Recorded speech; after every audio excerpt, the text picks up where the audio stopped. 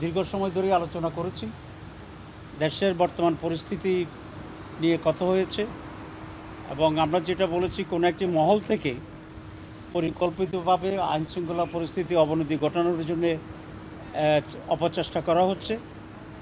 আমরা সকলে এটাকে নিন্দা করেছি। বিভিন্ন জায়গায় ল অ্যান্ড অর্ডার সিচুয়েশন যেটা তৈরি হচ্ছে, এক্ষেত্রে আমাদের আইনশৃঙ্খলা রক্ষাকারী বাহিনীর কিছু কিছু দুর্বলতা আছে, গোয়েন্দা সংস্থার কিছু দুর্বলতা আছে। আমরা এগুলো চিহ্নিত করে ওনার দৃষ্টি আকর্ষণ করার চেষ্টা করেছি।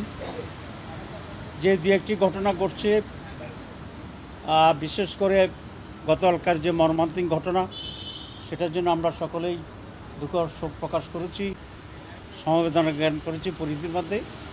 এবং যে সমস্ত কোচি শিশুরা শহীদ হয়েছে, তাদের পরিবারকে যথাযথ সহযোগিতা করা, কম্পেনসেশন দেওয়ার কথা আমরা বলেছি। আহতদের চিকিৎসার যেন কোনো ত্রুটি না হয় এবং প্রয়োজনে দেশের বাইরে নিয়ে হলেও এই চিকিৎসাটা করা দরকার ছিল।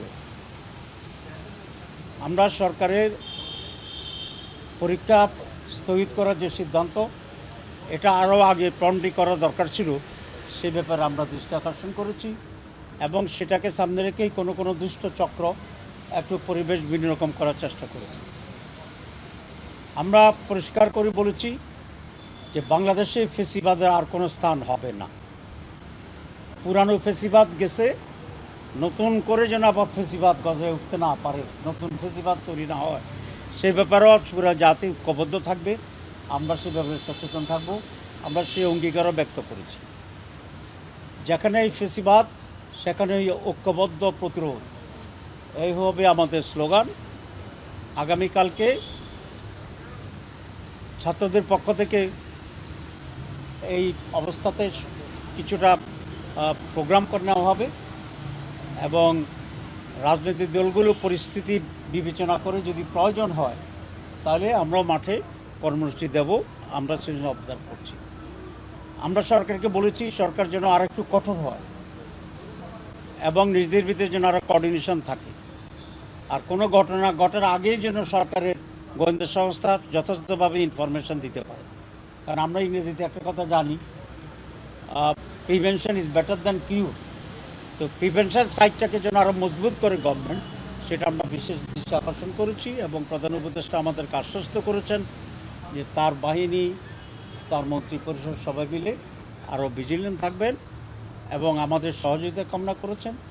আমরা পূর্ণাঙ্গ সহযোগিতা দেওয়ার জন্যে আমরা প্রস্তুত আছি, এটা ওনাকে আমরা জানিয়েছি। আগামীতে নির্বাচন একটি গুরুত্বপূর্ণ বিষয়। আমরা বলেছি যে নির্বাচনকে কেন্দ্র করে আরও বিশৃঙ্খলা তৈরি হতে পারে, সেজন্য এখন থেকেই আইনশৃঙ্খলা পরিস্থিতির দিকে নজর দেওয়া দরকার। পুলিশ বাহিনী এবং আদার এনফোর্সিং অথরিটি এগুলোকে স্ট্রেংথেন করা দরকার, ইফেক্টিভ করা দরকার এবং নির্বাচনের বেশ আগেই যেন একটা স্থিতিশীল রাজনৈতিক পরিস্থিতি থাকে এবং লেভেল প্লেয়িং ফিল্ড তৈরি করে যে ব্যাপারে সর্বোত্তম উদ্যোগ নেয়, এটা আমরা ওনার দৃষ্টি আকর্ষণ করেছি। এবং লেভেল প্লেয়িং ফিল্ড তৈরি করার পরেই এখানে একটা অবাধ, সুষ্ঠু এবং নিরপেক্ষ নির্বাচন যাতে হয়, সেই ব্যাপারে উদ্যোগ গ্রহণ করার জন্য আমরা বলছি। আমরা বলেছি নির্বাচন যদি সুষ্ঠু হয়, সঠিক হয়, তাহলে একটি প্রপারলি ডেমোক্রেটিক্যালি এবং প্রপার ভোটের মাধ্যমে যদি কোনো গভর্নমেন্ট নির্বাচিত হয়, সেটি বাংলাদেশের রাজনৈতিক পরিস্থিতির জন্য একটি উত্তম সলিউশন হবে।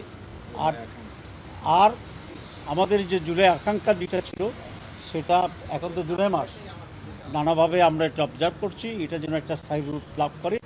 বিশেষ করে ঐক্যমত্য কমিশনে আমরা কাজ করছি, সেখানে প্রয়োজনীয় যে সমস্ত সংস্কার প্রয়োজন, সেগুলোর ব্যাপারে যেন আমরা ঐক্যমত্যে পৌঁছতে পারি। যারা কিছুটা ভিন্নতা করছেন, তারা ওই ব্যাপারে যেন কিছুটা সহযোগিতা করে আমাদের জুলাই সনদ তৈরি করতে যেন আমরা পারি, সেটা আমরা দেখব। কোনো মহল থেকে বলা হচ্ছে যে নানা সংস্কার ইত্যাদি বলে নির্বাচন ডিলে করার ষড়যন্ত্র হচ্ছে কিনা। আমরা মনে করি যদি এটা কোনো ষড়যন্ত্র হয়, আসলে বাস্তবে কোনো ষড়যন্ত্র নাই, তাহলে সংস্কারগুলো ওনারা মেনে নিয়ে তাড়াতাড়ি ষড়যন্ত্রটা নস্যাৎ করে দিতে পারেন। এখন আমরা একটা নির্বাচন করতে পারি।